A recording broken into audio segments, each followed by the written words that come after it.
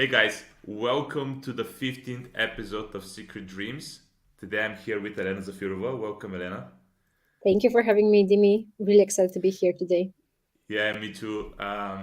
Just several words before we go into the conversation. As some of you know, I'm Dimitri Wakov. I am leadership, self-leadership coach who helps people to actually realize and follow their dreams bravely.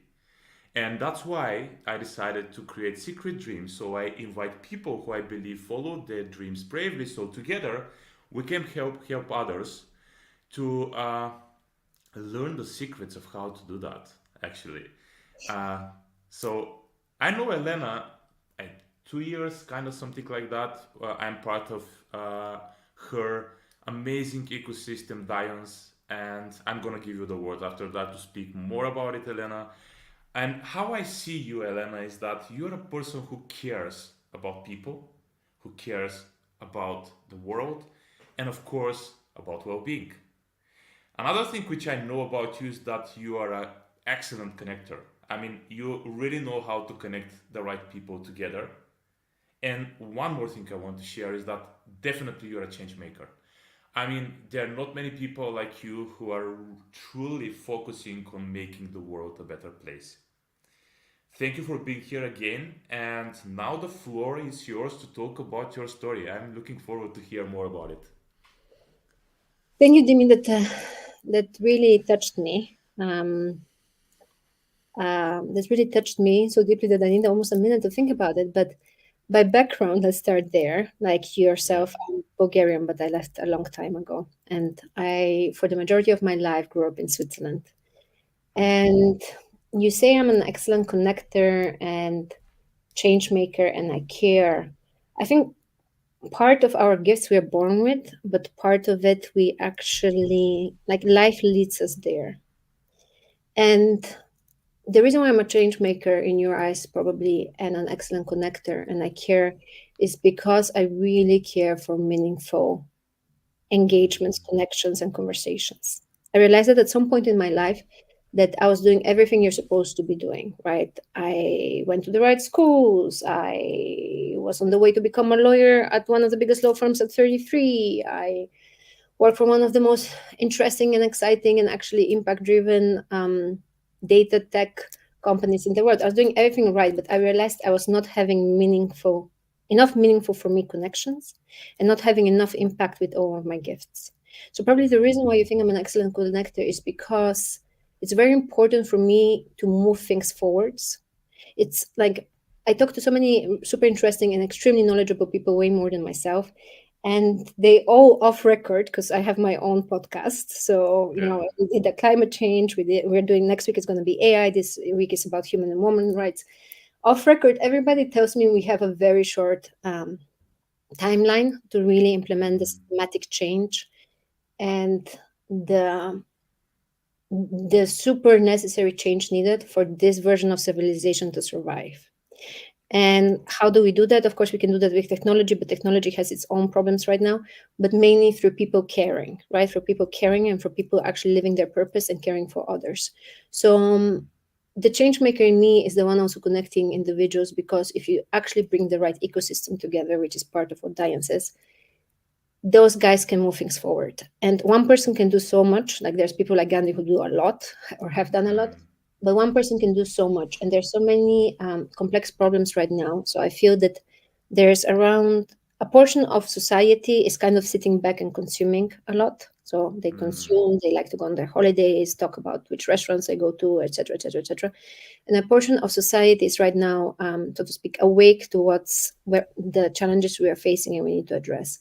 And it's very important for me to bring those individuals together so that we can create the change together that's necessary, which one individual by themselves can't.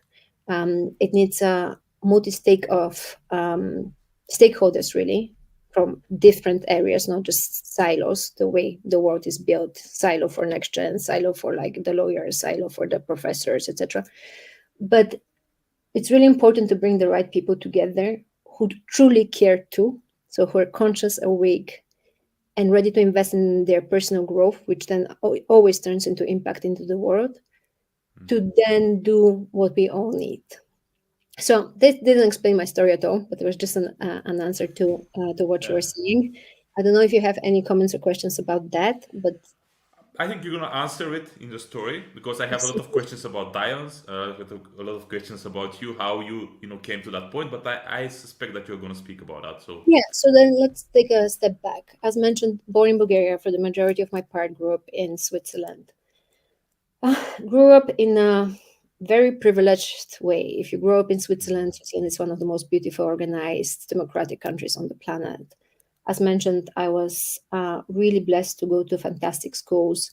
And I guess I was always an idealist. So I very early on in my life thought that I want to become a lawyer. So I'm not sure if this was like society, parents, or everybody else saying, like, being a lawyer is great, because at my time, being a lawyer is what you were supposed to do, if not business and finance. Now it's more data, biology, physics, etc. But I felt like, yeah, great, I'm going to become a lawyer, and then I can work on making the world in a way a more just place. Like that's what I thought lawyers were doing, defending the people with the good rights. And so I went on to study law for my undergraduate and my master's. I did my master's, of course, in international financial law because that was the right thing to do also at the time, and I thought it opened the most doors. And then I started my career at Baker McKenzie in Zurich, and very fast became very senior and on the way to partnership at a very young age. And that, of course, comes with a burnout, because there's no way as a woman at 33 you're gonna be on the partner track at Baker unless you have not just one but several probably burnouts. And burnout used to be such a hot topic. Don't mention it now. I feel half of the civilization has went through it, if not more, in the Western part of society, just by design of how we created workplaces previously. And so when I had my burnout, I think it was like this eye-opening moment for me, where I realized, wait a minute, I've been doing the things that are right, and I've been super successful at it.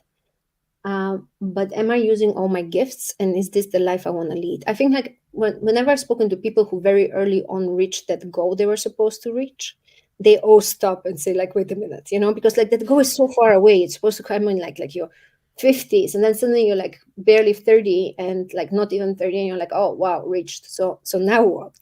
Is this it? Is this what I meant to do with my life? And then I realized, great, so my life won't change much even if I become a partner. I'm not using all of my gifts, like creativity, for example. I'm not using my creativity. I'm not connecting to the entire ecosystem I have access to, which is much more powerful. And also I realized I care for so many things. I was overwhelmed. I think once you open that also door, you in the beginning care for so many issues, you don't even know where to start.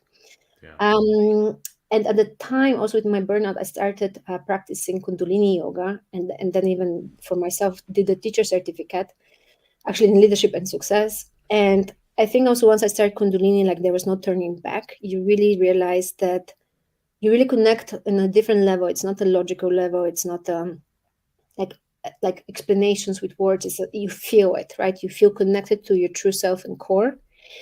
And at the same time, I also went to do the Harvard Leadership Development Program. So all of this happened together. So from all angles, from spiritual angle, from the business angle, from the Harvard angle, from my personal angle, through something that my family went through also at the time, which I had to take choices between a more status-driven life or a more value-driven life. And all of that led me to decide at that time I'm going to build DIONZ, because I needed it. I just felt I need this organization. I need an organization which is filled with individuals who are value-driven truly, and not necessarily driven by what society, parents, or status, right? I always say that we select the DIONZ individuals with 11 values, but truly it's the humans who you can bring home and introduce to your family, but also take into a board meeting, because they're kind, but they also do things in the world. Because I don't personally want to work anymore with people who are not kind and truly caring. Why? Life is too short. But on the other hand, just talking nicely about stuff is not enough. You can do that in your free time on a walk. I also want to really work with individuals who are extremely actually driven to do the hard work necessary to move things forward, in the right direction.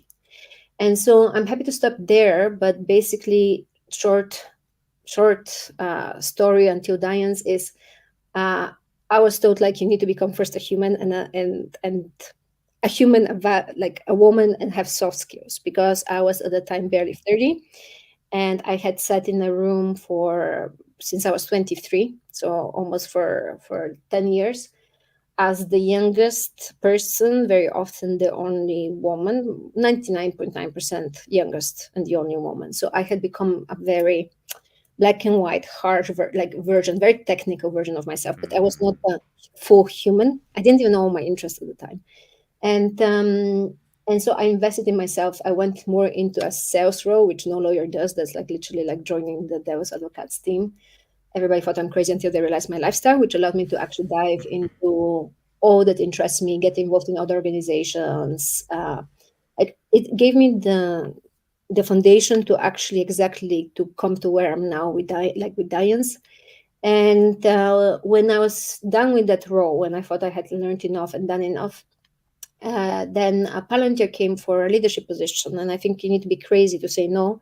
But also, interestingly enough, and I'm sure you're going to appreciate that, at the time I was getting every role offered in my past version of Elena. Literally, I think like the universe was testing me. Every single thing, even like Baker of Council, and kind of like everything I wanted in my 20s. And I kept on saying no. And I learned a lot. You can say no and people actually come back and want more, when you really mean it. And I was saying no, no, no, no, no. But I was open to a position like the Palantir position, because I thought I'll learn what I'm still lacking to actually go into the world of startups. Because if you work for two of the biggest organizations in their field, you cannot jump to startup work, right? Like I needed something in between that's as big but has a different mentality, which is a Silicon Valley mentality. And where I feel like, how do 2,000 people do the work of what is perceived of 600,000 people, right? So I was really lucky that, or blessed that happened. I think we talk about luck and suddenly we're doing something on that at DIONZ, but luck is also making the right choices. If I would have taken any of those jobs, which my past me would have wanted, this wouldn't have happened, right? I did that. And then in 2021, I founded DIONZ. So I'm going to stop for a minute and see if you have any questions. No, actually, I'm really thrilled by several things, but the first one is that yes, you were very successful. You got everything you wanted at some point. Yes, you had a burnout several times, as you said, but for me, at least what I'm getting from your story is that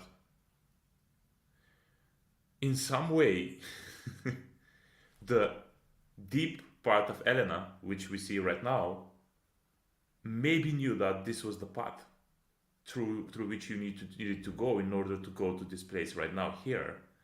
And I'm really always thrilled when people share these stories with me, because it seems like this is behind and is waiting to the moment to awaken and to really create what it needs to create here in the world. And why I'm saying it, because I'm sure that you are not regretting it, like that you've been through all of these hardships, and you could say success, but also hardship, that you felt these burnouts and everything. But it's always the path. It's your path. It's your unique path, and I love it.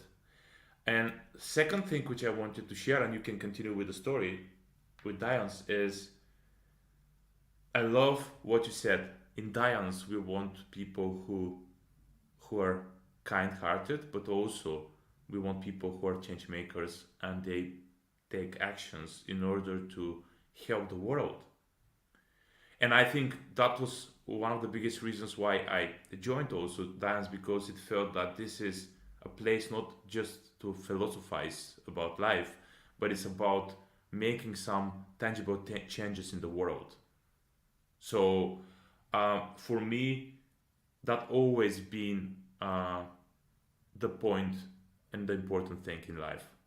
So tell us now, right now, when you founded DIONZ, you started creating stuff. What was your experience with that? I will, but just to comment on what you said, I think like in Yeah. hindsight, we very often can rationalize everything, and then it's a question of perspective, right? Yeah. I went through the exercise where I had to once share my life story in the best possible way, where it all sounds like a master plan, and then in the worst possible way, and it's like, oh Yeah. Jesus, like what was she doing? um to your point, I think deep inside we follow the journey. Like if we tune into our true selves, we follow the journey we need, and that doesn't mean that at all times we find it fun.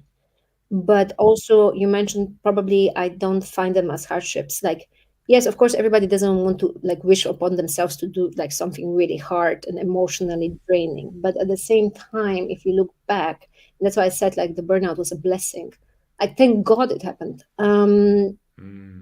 Like the truth about these things, and I remind myself whenever I'm in a situation like that. And lately, I was there on a personal front, like this hard stuff, and it's the same thing. You come out with so much, if you allow it, you come out with so much. I don't want to call it wisdom or knowledge, but you come out with so much material you can then use to Yeah. propel you forward, which you're not going to learn if everything is going great. And everybody says that, but it's actually really true. So I try to remind myself in the really hard times.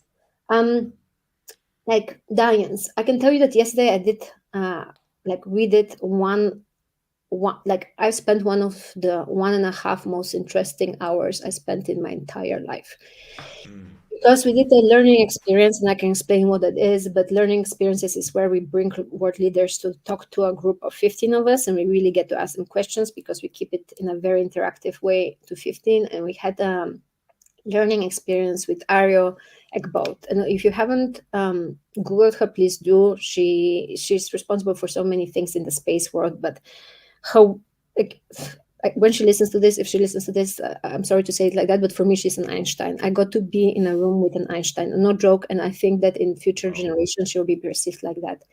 She is beyond a genius, also really like so humble, so kind, so wonderful. And she shared with us things happening in space where every single one of us should know. It's defining the future of even certain careers, even lawyers.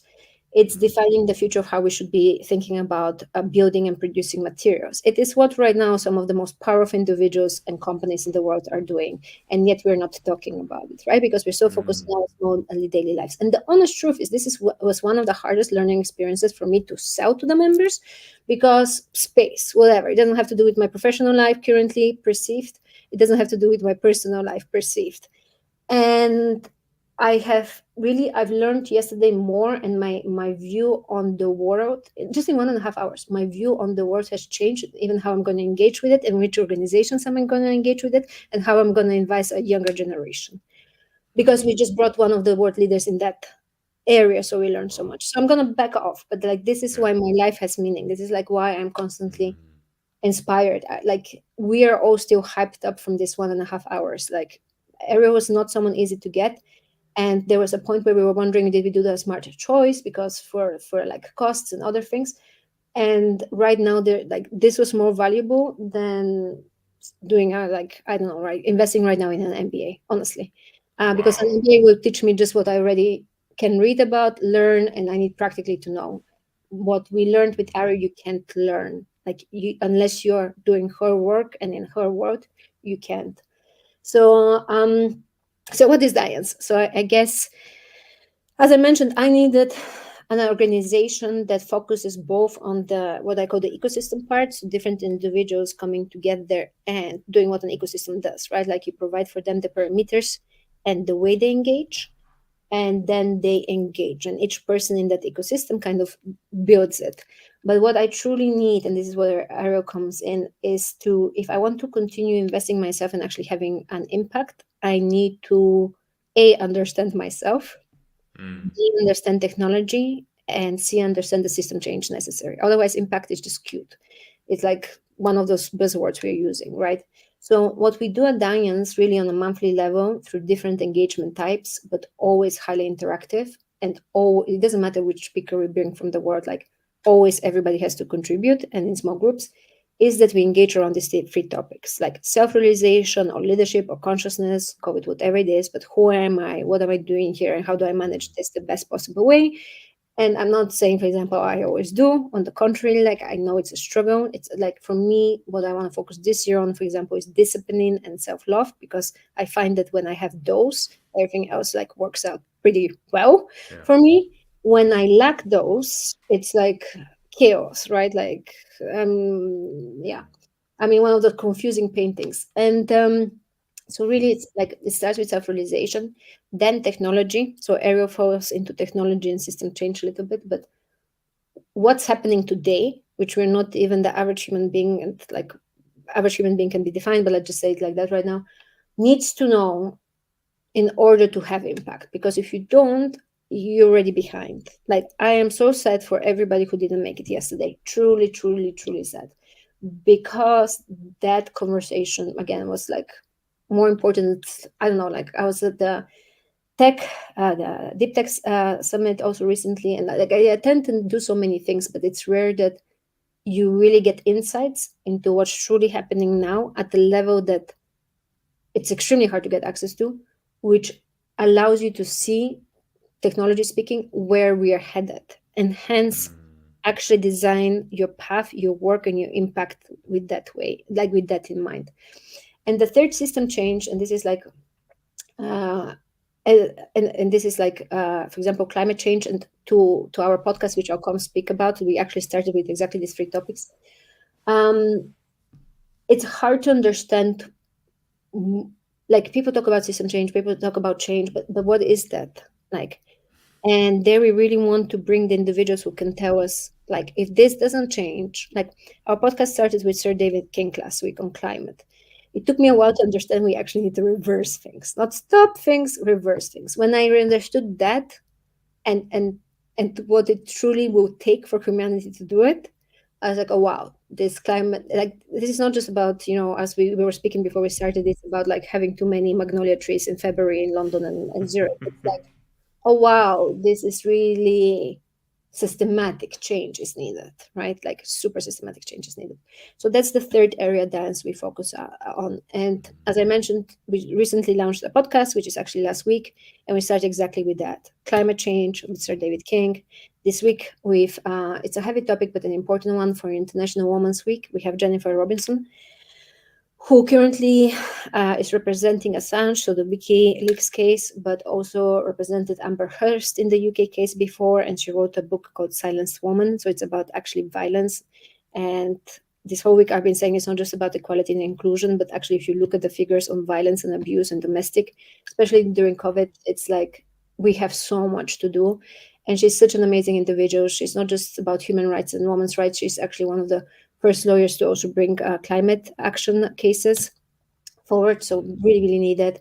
And next week we go into AI with Professor Stuart Russell, and also an interesting conversation because I asked him an interesting question. I think many of us are asking ourselves. So the podcast is kind of giving back to what DIONZ is doing internally, for the wider world.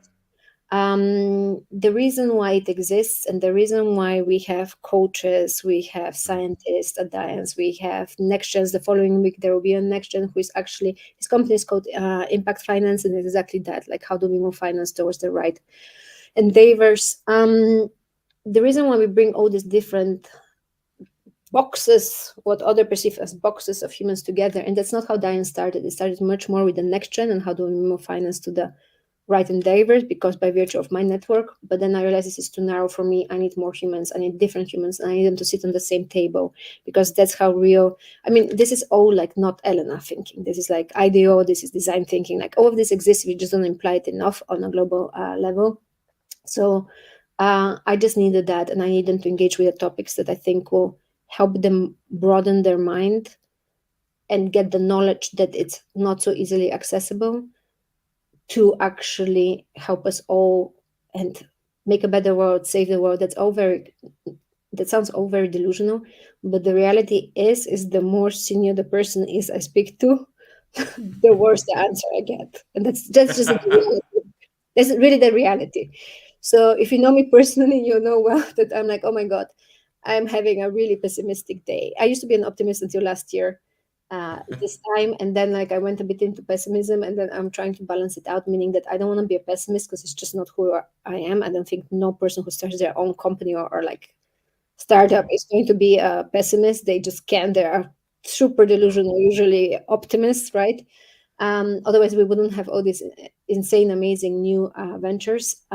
But I also am learning a lot from individuals who know way more, and actually the subject matter, like one of the top 10 world subject matter expertise in their field. And I'm realizing what I want to do is use my pessimism, the way I'm trying to use my personal pain, like in my personal life, to actually as a propeller for showing a better, stronger, more, and like getting everybody to getting myself more aware when it comes to my personal pain on how to use it wisely, so as a force for moving forward. And when it comes to DIONZ's work and everything we do inside the community, and I hate the word community when it's about DIONZ, because I'm like, if it was a community I was building, I can do it in my spare time. Yeah.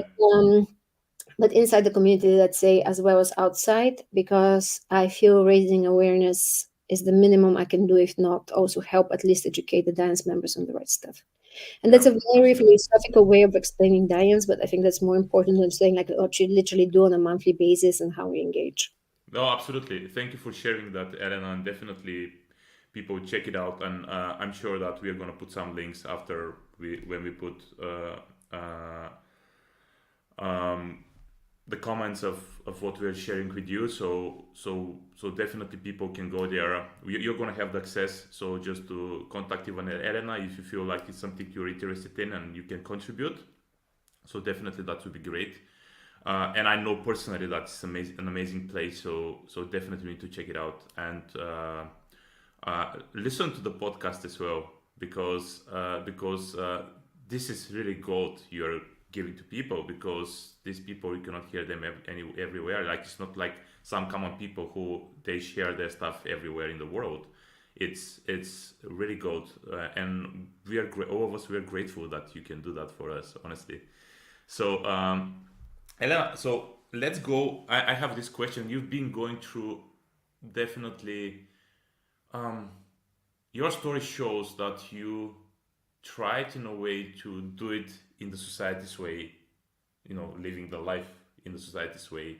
Also, then at some point you started following your heart, or maybe all the time you followed your heart. I don't know, but you can tell me that. How do you make the difference? How do you know that it's coming from here, from the real you, or no? I think you always know that. I think you always Okay. know that. So I can give you an example. Last year, uh, I I decided to put myself forward for something I personally, Elena, did not want. Like I knew it's Mm, going to be a waste of my energy and resources because there's too much pushback. So the individuals I was working with were not ready for change.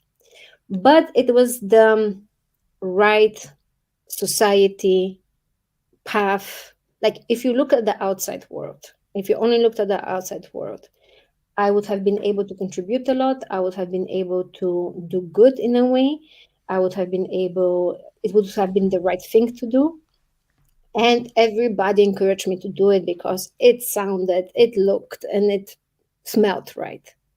But I mm, knew from the moment that I said, like, I put my name forward, I knew that, like, I felt it. I didn't want to do it. It's not what I want right now. It's not aligned with my higher kind of path. It's aligned with, like, once I think in the very first time we met, you talked to me about life journey and soul journey, right? I yep. think you did because I remember writing down soul journey, which I really like connected with.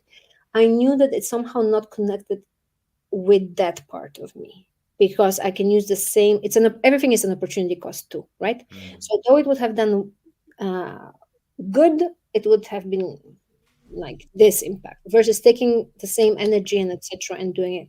And I promised myself there was a ranking of kind of getting it or not. So I promised myself that if it's this ranking, I will never ever again do something against my heart's telling me no, like mm, no, no, no, no, no, versus my mind listening to everybody else and knowing that it actually would be a good thing to do. And now I think not everybody is so awake, and that's fine because it took me a while. But I think that once you wake up once you are capable of hearing the real voice inside of you, you can call it heart, you can call it intuition, you can call it like consciousness, or just being very aware of who you are and what you stand for at some point, which takes time. Then once you can hear this voice, I think you have no choice. If you decide to not listen to it, drama, like super drama. If you listen to it, like the path like opens up before you, right? So Yes. it's not that simple. Like it really, like I feel the voice, it takes a while to hear it, because our brains, like even like from like whoever reads enough about how our brains work, how our gut works, how all of this works, like there's different messages we're getting. And Mm. there's one which is more, let's say, whole, and that takes a while to hear it, because for example our brains are made to by default, our brains are made to see fear, to act in a certain Yeah. ways, etc., right? So and they scream loud because that's how we survive, and that's how we've lived, and for centuries. And so once you hear that internal voice, you always know it. It takes a while to hear it, but once you get there, there's no way to not hear it. However, we very often say like, "Oh, I love that. good, but let me listen to the other one because society, my mother, my like right hand, like my I don't know who mentor, all think that I should be doing this, you know." And I find that if you don't listen to your inner voice, you find yourself in a lot of dilemmas which you could have avoided, which are not even yours. It's like other people's, sorry to say it, mess, right? Yes. So, how do Agreed. I hear it? I think it's a process. I don't know how. I think Kundalini helped me a lot, reading a lot, understanding how the human works. So, Mm. everybody at dance more or less reads too much, reads a lot. Oh. Especially in the core DIONZ actually management team, we like, I don't know if there's a book we haven't read, but like once you understand how this works on a more research based, level, and once you then actually do the practice, like whether it's Kundalini meditations or whatever else it is, but you truly connect to that energy and power within you, it's very hard to not hear it. It's just not. Absolutely. It's not possible. So then Yeah. the real question is not about hearing it. The real question is like, are you listening to it? I And love that. Yeah. like I'm sure that Yeah. everybody who has heard it, like we would all live on in the Himalayas, very happily, by ourselves, meditating all day long. But that's not how like the society here we live and works, right? So sometimes you hear it, sometimes you don't. And one of the things I like, sometimes you listen to it, sometimes you don't. One of the things I started appreciating is that it's okay when I don't. I learn a lot, Yep.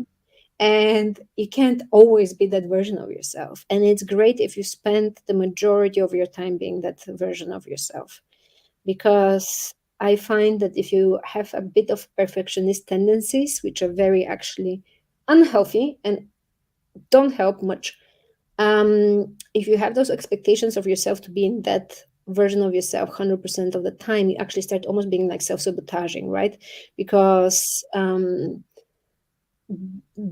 your expectations of yourself are so inhumanly high that any mistake kind of is a setback, versus saying like, oh, okay, well, I was a bit more of my human form, I didn't listen to myself this time, let's move on, let's learn and move on, and let's try better next time. Yeah. And absolutely. I mean, so many questions. I'm gonna move on for the sake of the time for the next topic, but so many questions here. But I think next topic is gonna help you to help us to see what is clouding this voice. And very often, of course, there are many things, but let's talk about fear, right? Fear is something which very often stays, at least in my experience, on the way of us hearing this internal voice. But not only that, fear stops us to really reach out and doing things we want. Tell me, I'm sure that you're meeting fear, maybe on a daily basis. How do you handle this fear? What do you do there in order to um, not allowing fear to stop you on your way out towards your secret dreams? So I don't know if this is a woman thing, but I've heard other women say this too. Like Mm. in my professional life, I don't feel fear. Like, Mm. I just like fear does not exist somehow in my professional life. Like, I don't know why. It's very interesting. I've been thinking about that. In my personal life, fear exists at times, like is the dominant Wow. color in the room, you know? And it's really a hard contrast because like if I was just a professional human being, like I would not even know what fear is, right? Like it's so weird. But and I've heard so many other women say that it's really interesting. I haven't yet done Okay. the research, so I'm just speaking out loud to see whether men have spoken like that. They would be interesting. But like for example, I was recently for too long in a space which in a personal space which was more in the fear and anxious zone. Mm. But I don't regret it. Mm. Like, you know, like that's the thing about fear. We create kind of a fear against fear. And during that time, I was also really fearful to watch myself react in fearful ways. And I didn't actually embrace the fact that, oh, Elena, look, you're reacting in these fearful ways. That is saying something about the situation. The situation is not good for you. You know, like, like if it continuously brings out fear, rather than panicking, like look at it in the face, which I finally did. Like, took me a while, but finally did. And I was like, okay, so I'm in a fearful state. What is causing the fearful state? What am I not wanting to look at or see? And I'm trying to overlook to continue the status quo, but I still stay in fear, right? So the moment I actually literally looked at fear in the, but also like it becomes like always like in life, right? Like it becomes very dramatic or very hard before you actually say like enough, you know, like it's a little bit of life, like especially when you're an idealist and all of that, like you want to see things for the best rather than for the fear or the negative. And so when I finally looked at fear in the eye and I said like, okay, what's going on here? Uh, it's fear is always pain, right? So very often fear is like the ultimate. If you go back, there's some pain you're going through, and that pain usually like has to do with a lot of things. It doesn't have to do only with the situation in front of you, unless it's we're not talking right now about physical, you know, No. fear and pain. We're talking about like the one we build up in our little heads and bodies by ourselves, and and I just started lately kind of trying to because really like I had reached a new level with fear and pain. Like I started, and it was nothing too dramatic happened. That's the thing, right? Like No. we build up stuff in our heads which like from the outside world like people wouldn't even guess. But I realized that I need to start kind of, and it sounds so crazy, and my coach, if she listens to this, is gonna love it because I haven't told her yet. Starting to kind of love the pain, which I've never done before. Really weird. Like it's something I'm trying out. I am, because I think it's important to try things out. Like this stuff is never easy, and you need to kind of go with. And so I was like, okay, can we love this somehow? You know, like can we love this somehow? Like really, you would have asked me 3 months ago, I would have thought you're crazy to even ask me to do that. But it came from inside. I was like, can I love this pain and can I love this fear? What is it trying to tell me? It's here for a reason. It's probably here to help me, right? Like instead of ignoring it, instead of like swimming in it. I was like, let's try to embrace it, look at it, embrace it, and love it. And so, honestly, I feel to be seen because this is recent learnings, but I feel really again empowered because this is also what we need to do, right? Like, empowered to take control over my own destiny, life, and decisions because it's always with us, right? And I wasn't taking certain decisions against my needs and what I need um, for whoever, whatever else. But it wasn't serving me. And for too long, I was trying to not acknowledge that it wasn't serving me. And that's why this fear and this pain was coming up because it was really not serving me. It was really not good for me. And they were coming up as warning signs like, you're not doing great. This is not good for you. But I was ignoring. Like, and they kept on coming and coming and stronger and stronger. This is not a good situation for you. You need to remove yourself, no matter how it looks from the outside or what people say or what people do. Not a good situation for you. And the moment I said, like, okay, let's sit here, let's listen to you. What do you have to say? Clearly, you're like really like alarmed. And let's embrace you for coming up and telling me that. Uh, everything resolved again, super recent. So let's see how it works. Wow. But I've never done Wow. that with fear, but I also have a No. fantastic coach, to be honest. Like we all like coaching is something so important to me.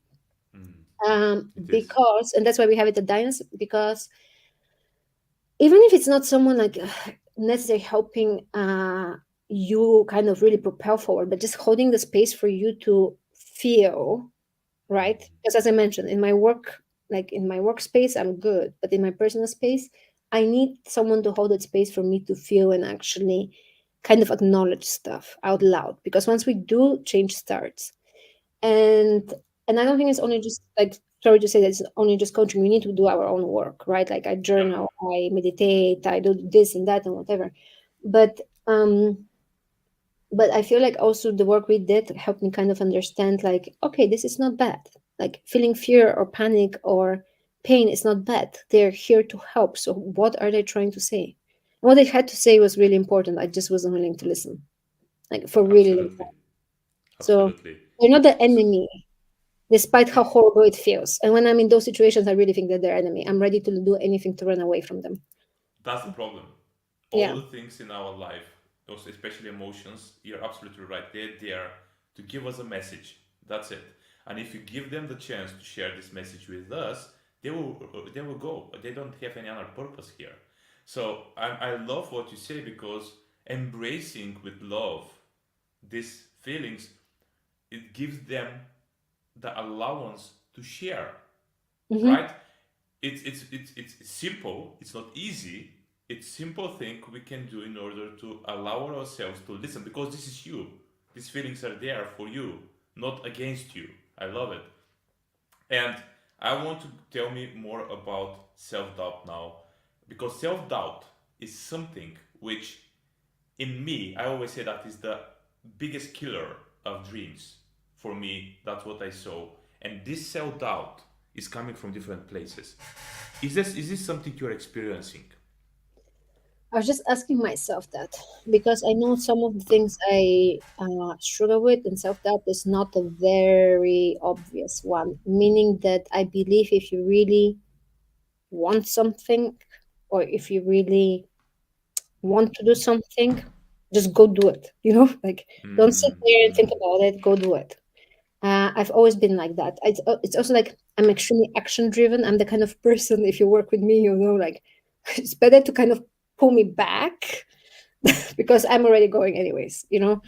So it's also the star signs I am. Like I'm a double fire sign. And, like I'm in Aries. My birthday is around the corner. Like we are action driven.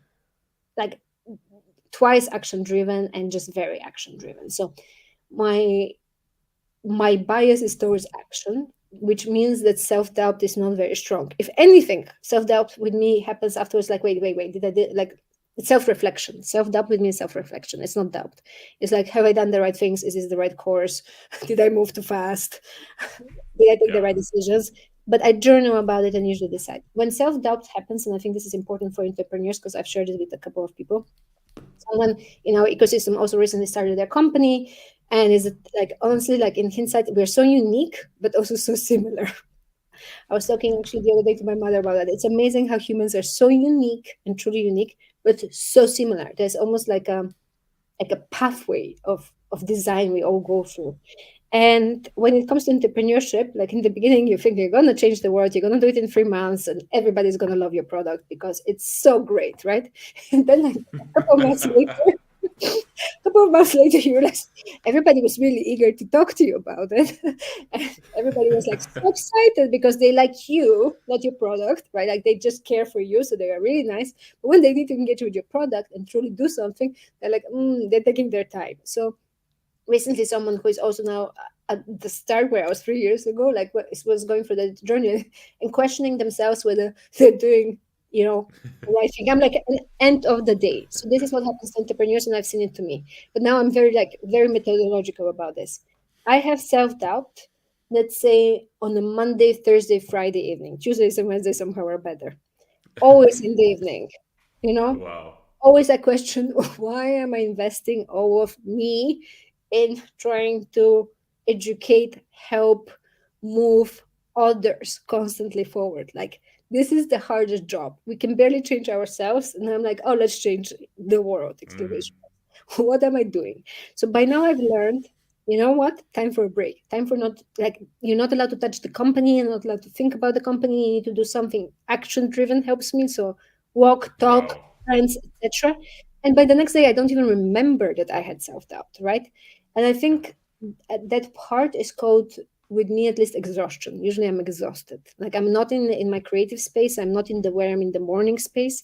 I'm like, the day was long and I'm still pushing myself and I'm actually not being healthy. So self doubt creeps in because I start questioning everything. And I question I call it existential questioning. And as you know, my Elena, chief of staff, she knows it too. I'm like, oh, existential questioning, time to stop. I think sometimes self doubt is, again, good uh, if we use it for reflection. I think sometimes it's horrible if it's like, for example, at the end of the day and you realize, like the first time you do this existential thing, then you wake up the next day and you see like good things have happened, people have approached you, you can do your thing. So you learn like this is to be ignored. Um, I yet question if there's a good. I think self doubt, if it connects to kind of like analyzing what am I fearful of and handling that part. You know, so recently in December, in one Yes. of what we call our meet and greets, we did the Tim Ferriss's fear setting exercise, which I believe is like brilliant. It's great. Yeah. Yeah, and like it can again teach you a lot, but I don't think self doubt is, or maybe because I don't know it too well, and so I may be judging a little bit, but like, um, I don't think it's a place you want to like swim in too long, because um, because yeah, I just don't think it's healthy. But like everything is healthy, but I feel like you need to kind of drive it towards fear or like pain, like those ultimate emotions. And so like what is self-doubt? What am I not sure about myself or my actions or my thoughts? Yes. Which connects somehow to what am I fearful about? And then what gives, like, why is this fear giving me pain? And then why is this pain something that, you know, may or may not be good or bad for me, you know? And again, I think if there's self-doubt, actually Tim Ferriss's fear setting exercise is a game changer. Like 10 minutes later you don't have it, you know, like it's that brilliant. Very rare with exercises. But we also, for example, and I know, like, I don't know if you participated in that meet and greet in December in DIONZ, but like we constantly do also stuff like that, because like we all have it, right? It doesn't matter who you are. Like the more I used to love reading autobiographies. Now I'm kind of in the non-fiction world. But there isn't an authentic successful human being who hasn't struggled with the same thing that every other human being struggles with too, right? Yeah. So Absolutely. we can be on different spectrums of different things. So how we relate to emotions, the outside world, etc. But there's some fundamental struggles to being a human. And like we can go back to the Stoics or wherever you want to go. It's always the same, right? It's always the same. Absolutely. So, absolutely, it's so great. My takeaway, there are many takeaways. I wrote so many things here, but for me, takeaway is that actually doubt is not something we want to identify with. It's something we want to get information from again, so we can understand more about ourselves, and even I would say what I believe about myself. So, Elena, it was pleasure to have you here. Just before we go, tell me, for you, if there is a one key to follow your dreams bravely, One key. what is that? It's a good question. Like my keys, like several keys together. If I Yeah. follow them, everything is great. Exclamation marks, great. One is knowing who you truly are and not forgetting it, because we do like every successful leader, etc. Does at some point work on who am I, what I stand for, what are my values, right? The important part is like to continuously do that work, you know, like to continuously come back to who am I, what I stand for, what are my values, and how do I want to show up in the world. So the most successful people I speak to actually do that every morning in meditations or journaling, because we need a reminder. If not, like life pulls us elsewhere. So continuously reminding yourself of that. When I stop it, chaos happens. with me. I've learned it the hard way. So reminding yourself of who you are, because otherwise your dreams are gone, right? Like you're in chaos. Two, I think we don't talk enough about it, and it has like a negative connotation, but discipline. I realize every time I am not disciplined about also how I show up with my days, etc., chaos happens. If I'm disciplined about certain things in my life, and they include the typical stuff: sleep, eat well, do your sport, meditate, and journal, and etc., again, life is good. So knowing who you are, adding discipline, and for me, the most important to follow my dreams, and the thing that gets away, like sometimes with me, is, and again, it has like now a bit too much buzz, and people started using it in the wrong way, but this self-love stuff. Like we all have different struggles. With me, it has been that I somehow put the priorities or the needs of others before my own. And you can never follow your dreams if you continuously and constantly put other people's needs before your own. It's not like, this is what I mean with self-love. You need to actually take care of your own needs truly first. It's taken me forever to learn that. Like this whole like airport, like airplane thing, I didn't never understood. I'm like, of course you put the kids thing first, you know, like, so I'm starting to like understand, like again, like people may think crazy, of course you put your own first and then the kids thing, but for me, I'm only starting to understand now that you first need to take care of yourself and then of other people's needs. Yeah. And if I do those three, I'm on my path to my dreams. If I don't do one of them, it becomes a bit harder. Yeah. Thank you very much, Elena. Thank you for all of these amazing things. People follow the three kind of step process of Elena when it comes to following your dreams.